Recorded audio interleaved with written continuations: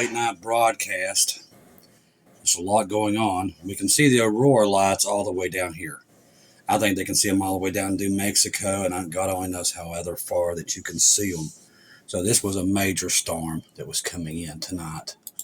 It's quite amazing. When I got out, I met with them tonight about helping the people for Thanksgiving. We want to thank Bob Barber. He reached out and helped us tonight.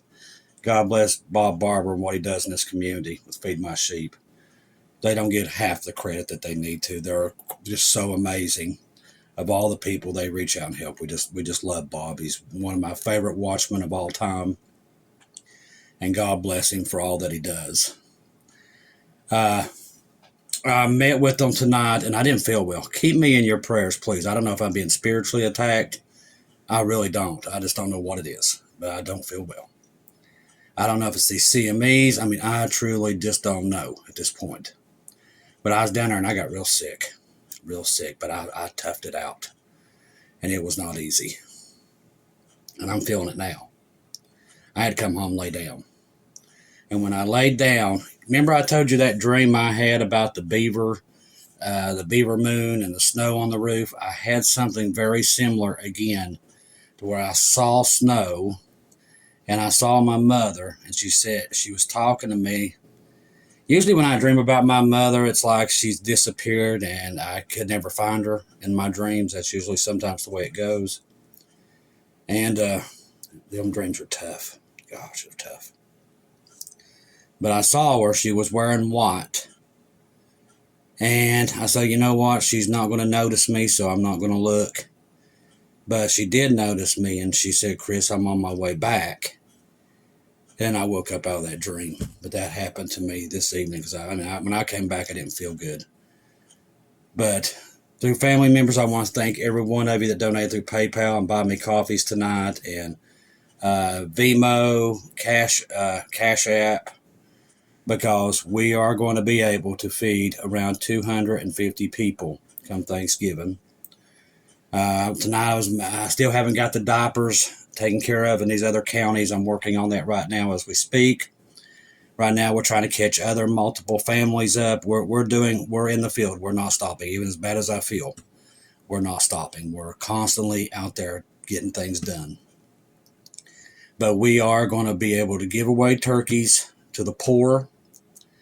And for the families that can't afford them this year, we're doing that on top of feeding them, and we'll be giving them Bibles. All that's going to be happening on the 21st of November. We're going to do that. Now, this came in, urgent power grid warning issued for 11 states. Now, warning, it has been issued for portions of the United States electrical power grid amid a forecast severe geomagnetic storm tonight into Wednesday. The Space Weather Prediction Center of the National Oceanic Graphic and Atmospheric Administration, NOAA, issued the forecast on Tuesday, saying this storm at the strength of Category 4 would cause issues with electrical grids for states poleward of the 45th parallel. States north of the latitude, including Oregon, Idaho, Montana, South Dakota, Minnesota, Wisconsin, Michigan, New York, Vermont, New Hampshire, and Maine. Okay, so that was important that we got that out there, because they're saying that could definitely cause issues and you could lose your power. The sun has unleashed a massive solar storm that will strike the earth, which is happening. The big one starts tomorrow. This storm watch has been issued, and we are being told that Earth is going to be hit. But at this hour, we do not know how bad it will be and how much damage will be done. We're being told that scientists won't know the intensity of the solar storm that is heading our way until it's 1 million miles from our planet. If the storm is much more powerful than expected, we will have less than an hour to prepare in such a short time period. There would be little that we could do to protect our power grids, so hopefully this solar storm will turn out to be just minor, because we are completely and utterly unprepared for it. On Tuesday morning, the sun unleashed a 5.1 solar flare. It was a monster. It was the most powerful solar flare that has been seen in 2025. The sun erupted in spectacular fashion this morning, unleashing this 5.1 solar flare. The eruption peaked at 5 a.m. from sunspot AR 4274, which has been bursting with activity in recent days. This was the third one in a row. A flare is an eruption of energy from the sun that lasts minutes or hours. The agency has reported multipolar solar flares this week, including an X1 7 and a 1-2 and now at 5-1. It is highly unusual to see X flares for 3 days in a row. It's very rare. At the same time, the 5.1 flare erupted on Tuesday morning. The sun also unleashed a fast-moving coronal mass injection, and that's headed straight for us. An energetic and fast-moving coronal mass ejection, or CME, was hurled out of the sun on Tuesday from the same area as the solar flare. We're already seeing some CME activity this week.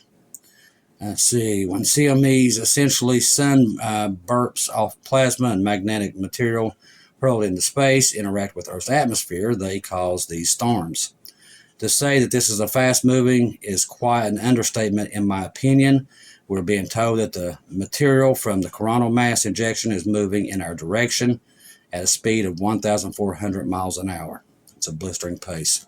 I wanted to get that out to you because I know how important with everybody with their power grid. So if they're saying that there could be a problem, I wanted to make sure that we got that out there.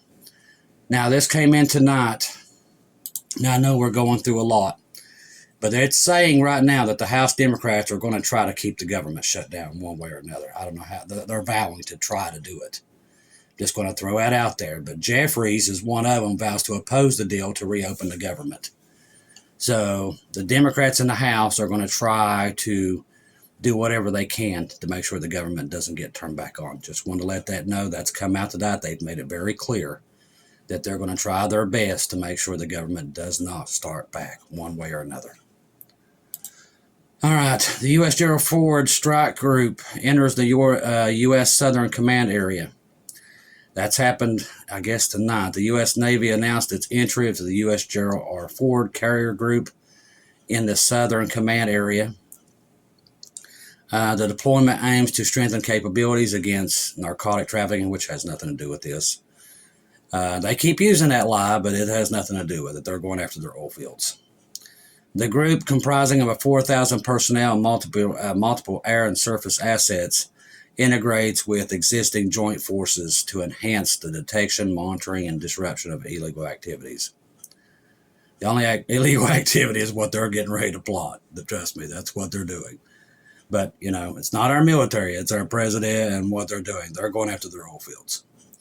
The carrier group is being deployed in ongoing efforts to counter drug flows impacting the U.S. Homeland Security. Like I said, all garbage. Also, the other place that they're trying to do is the second biggest fuel reserve in the world. It speaks for itself, okay? You know, don't buy the lies. They're there for their oil because they know they're going to war with Russia and China. They know it.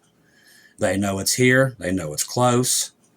And they're preparing for it. They're trying to seize as much oil as they can, and that's what they're going after. So that tells me that this war, this World War III, is definitely at any moment. And they're plotting for it right now as we speak. For all this stuff to be rolling out, this has nothing to do with drugs, people. You don't need that much firepower to take out drug cartels. They could wipe out the whole Caribbean, which is what they had there already. All a lie. They're going after their oil. And not only they're going after them, they're going into Africa to try to take their oil too. So keep that in the back of your mind. I want to say Happy Veterans Day for all those who've served. Like I said, it's not the boys and girls in the uniform. It's the government leading them down there to do this. And keep those boys and girls in your prayers, those men and women in uniform, because they need it. Because right now, like I said, we are on the verge of World War III. This aurora and all this stuff, it's all part of this.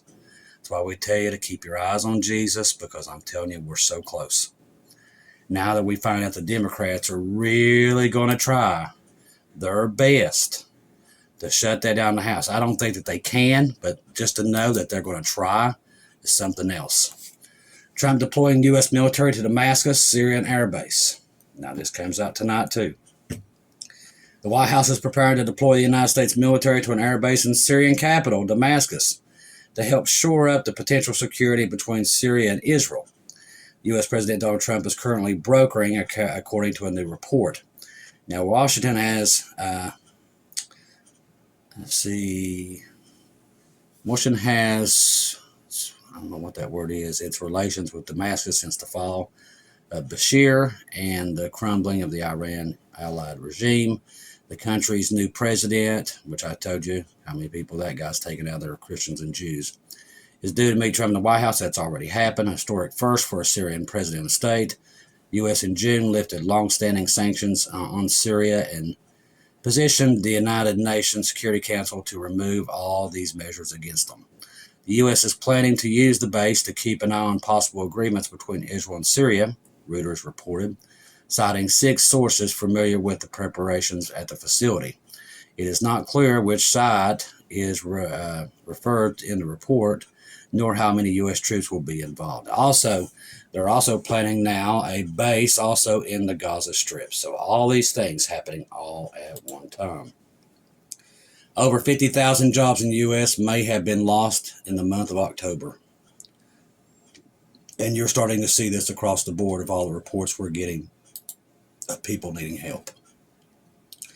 In a recent analysis, economists of Goldman Sachs have projected a significant downturn in U.S. employment figures for October.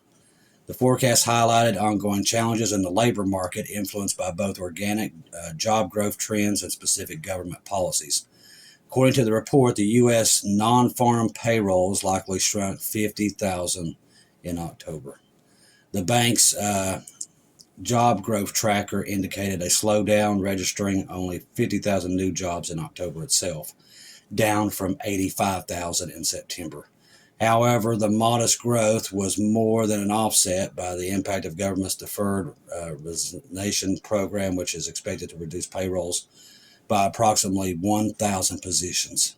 That's a lot of hungry people. The deferred resignation initiative, launched earlier in 2025 by the Trump administration, allowed thousands of federal employees to depart from their roles while continuing to receive paychecks until September.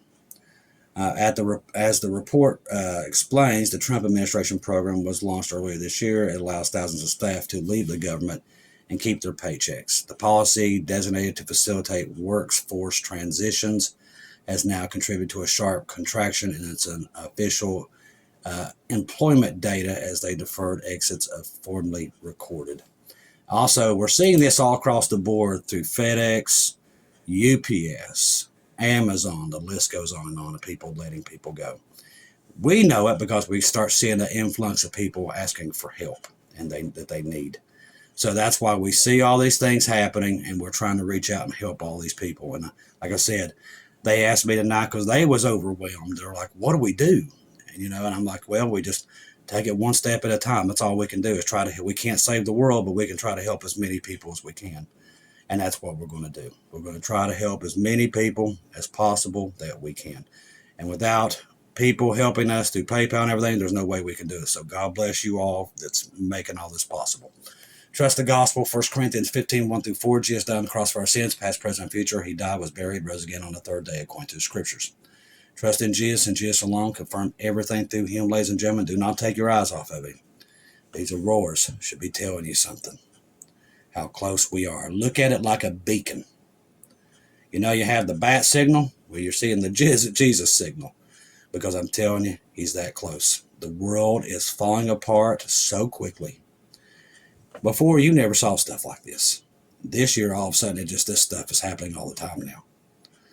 Rare, explosions off the sun, massive floods out of nowhere, earthquake swarms. We still have the one in San Francisco, and this is going to trigger more. So keep your eyes on the West Coast, on the Ring of Fire, because this definitely could set this stuff off. We are definitely in the window of leaving this place, and I hope to God it's soon, by what I'm seeing out there from all the reports of people suffering. Jesus, come quickly. Keep us all in your prayers. Keep me in your prayers. I'm telling you right now, it's just, I've never seen a time like it. We're definitely close to the bridegroom pulling us out of here. So stay in there, keep in your scriptures, and just keep praying for each other because we're going to need it. I love each and every one of you. If I don't see or hear from you again, I'll see you at home.